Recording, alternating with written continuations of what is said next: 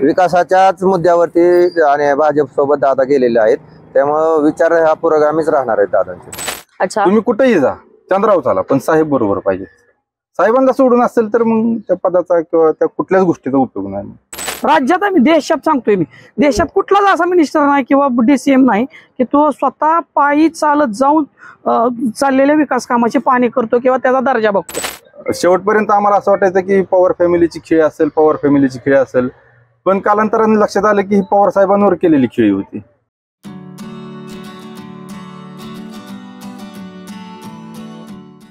राजकारणाची चर्चा सध्या सगळीकडे जोमात सुरू आहे आणि तेच राजकारण जेव्हा शरद पवार आणि अजित पवार असे दोन वेगळे गट झालेत तेव्हापासून जास्त धुमाकूळ घालताय.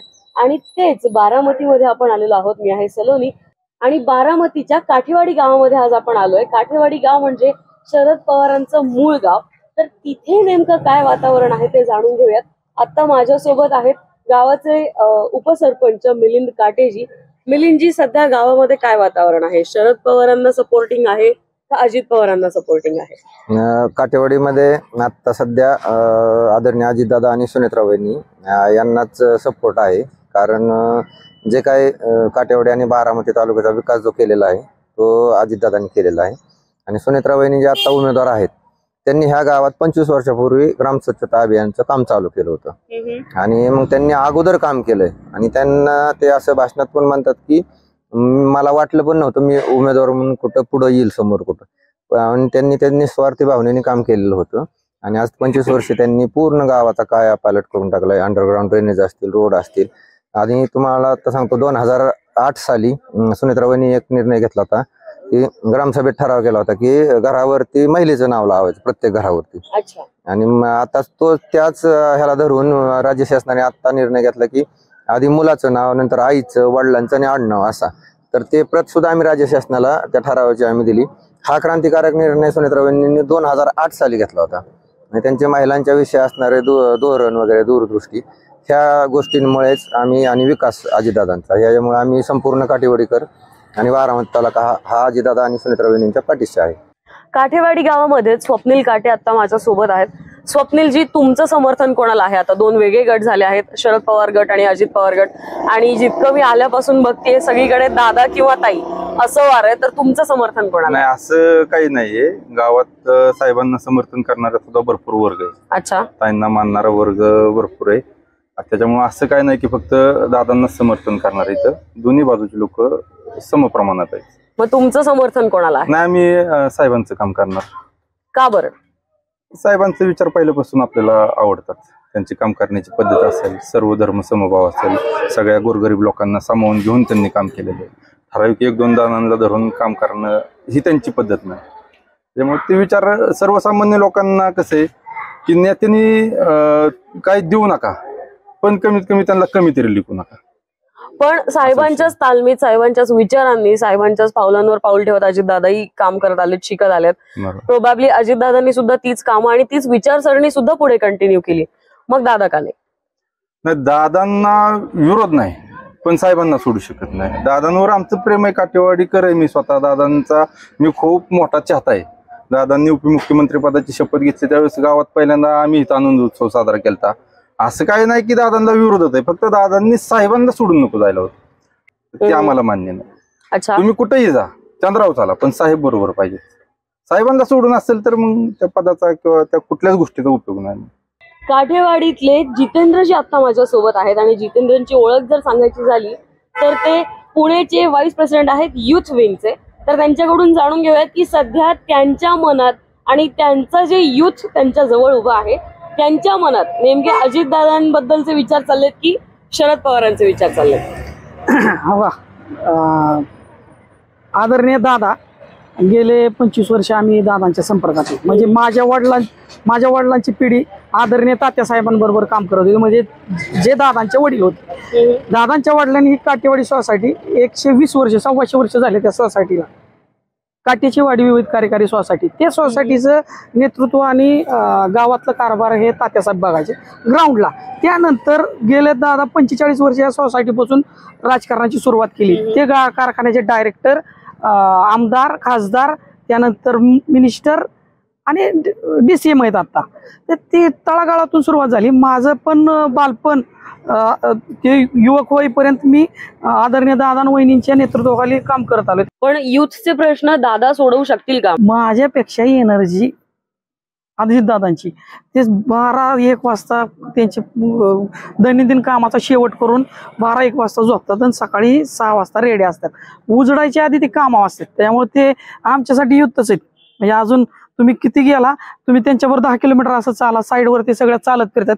कुठलाच असा भारतातला मिनिस्टर नसेल की तो चालत जाऊन प्रत्येक साईड बघतो. राज्यात आम्ही देशात सांगतोय, मी देशात कुठलाच असा मिनिस्टर नाही किंवा DCM नाही की तो स्वतः पायी चालत जाऊन चाललेल्या विकास कामाची पाहणी करतो किंवा त्याचा दर्जा बघतो. त्याच्यामुळे ते युथ अजून आम्हाला युथच आहेत. आता बऱ्याचदा म्हणजे भरपूर जणांचं असं म्हणणं आहे की साहेबांना किंवा ताईंना समर्थन नाही, कारण ते तळागाळाचा विचार करत नाही. तिकडे संसदेमध्ये बोलून गावातले प्रॉब्लेम सोडवले जात नाहीत. याला तुम्ही काय म्हणाल? नाही, असं चुकीच्या पद्धतीने ताईंचा हा प्रचार चालू केलाय. अच्छा, की आता बाबा बारामतीत सगळं दादांनीच बघितलं. अहो, दादांवर जबाबदारी साहेबांनी दिली. त्यांनी जबाबदारी कुणीतरी दिली असेल ना. बरं, असं काय झालं नाही की दादा राजकारणात आले की डायरेक्ट बारामती तालुका किंवा मतदारसंघ हातात घेतला. साहेबांनी त्यांना शिकवून सांगून हे करून ज्यावेळेस ते कॅपेबल झाले त्यावेळेस बाबा हे ठीक आहे बाबा दादा तुम्ही हे सगळं बघा. मग आता कसं असेल, शेतकरी कुटुंबातला आहे मी. 2 ठिकाणी क्षेत्र असेल तर वडील काय सांगतो, हे बाबा तू तिथलं बघ, तू इकडचं बघ. कुटुंब एकच असतं. पण एका भावाने एक क्षेत्र बघितलं म्हणजे त्याच्यात मालकीचं झालं किंवा त्याच्या नावावर झालं असं नसतं. लक्षात आलं का? एका जणांनी एका ठिकाणी एकच जण असला तर ते योग्य होतं. अशा पद्धतीने दादांना जबाबदारी दिली होती. पण ते फक्त मीच केलं असं आता ते जे सांगितलं जातं ते चुकीचं आहे. ताई बाकीच्या मतदारसंघात फिरत होत्या. बरं, 9 वेळा संसद रत्न मिळाला. तुम्ही त्याची वाह करून सांगत होता की आपल्या अख्ख्या भारतात एकमेव व्यक्ती अशा आहेत की त्यांना 9 वेळा संसद रत्न मिळाला. आता त्यांचेच कार्यकर्ते म्हणायला लागले ते खासगी पुरस्कार आहे त्याला काही महत्व नाही. ते शिदू टप्पेपणा नाही पाहिजेत.